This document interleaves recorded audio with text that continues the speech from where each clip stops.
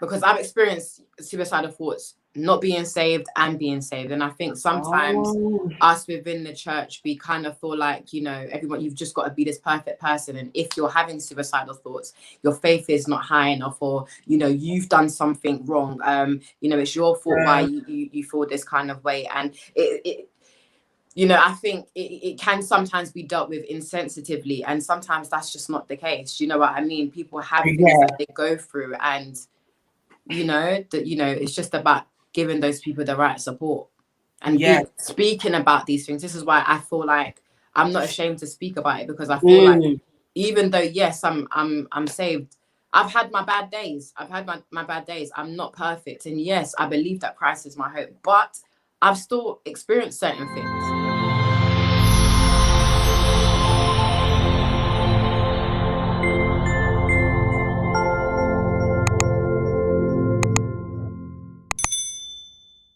Okay, so I want you to just tell us a little bit about yourself, okay? Today is a very sensitive topic, just like some of the other topics that we have on the show, but today is sensitive. I think that this is a topic that we definitely should be speaking about. It's one of those topics that I guess people would shy away from.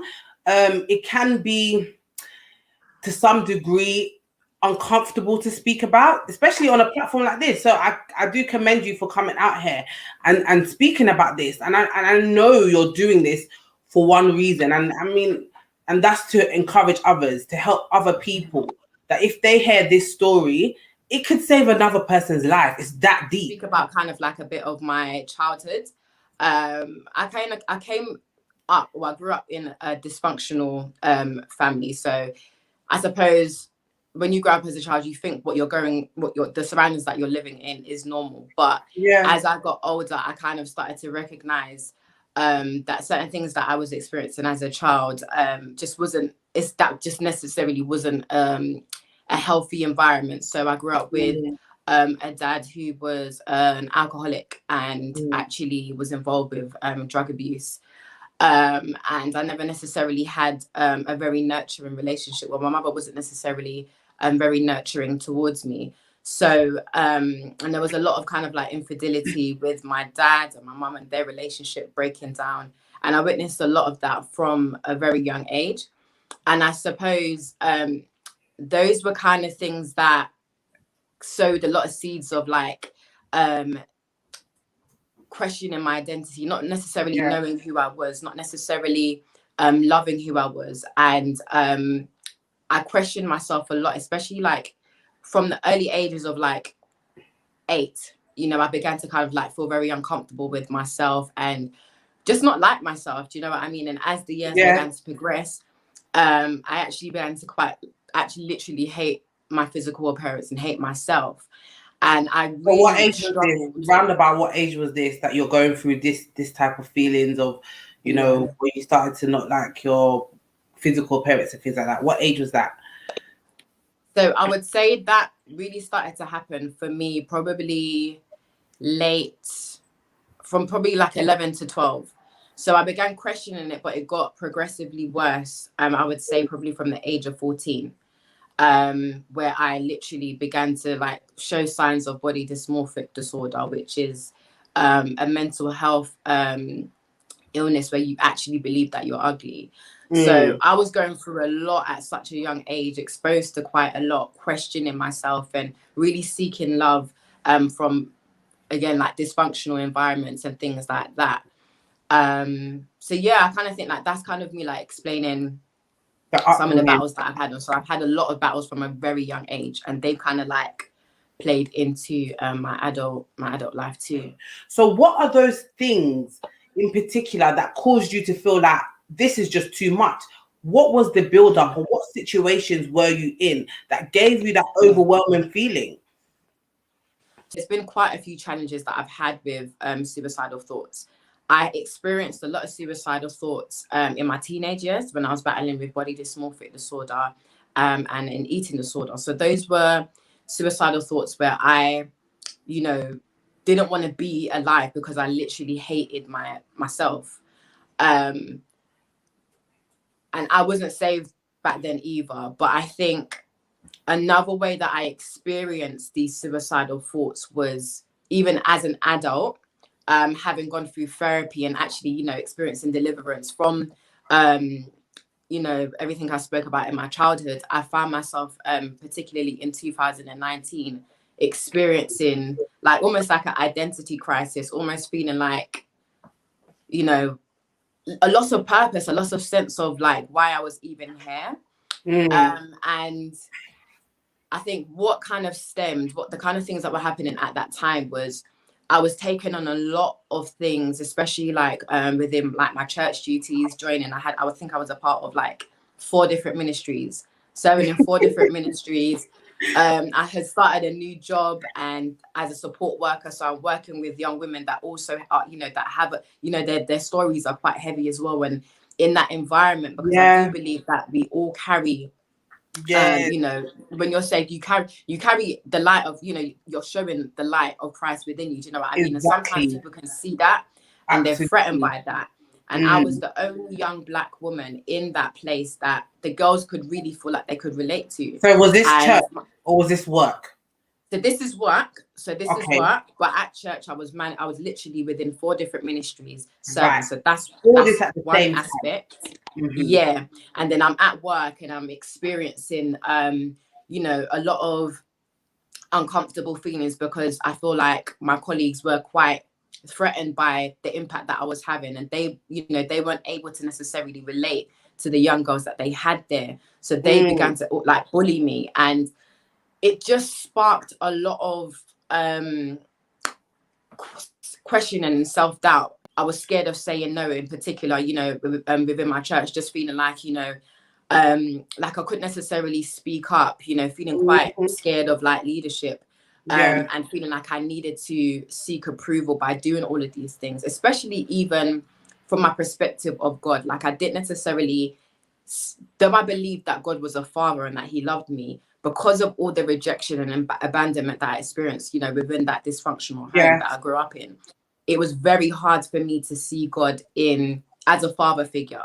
So I would try to do things to kind of earn people's approval, earn God's approval. It's like everything was based on my works, even though I desperately desired to feel that love and feel like, you know, I was enough.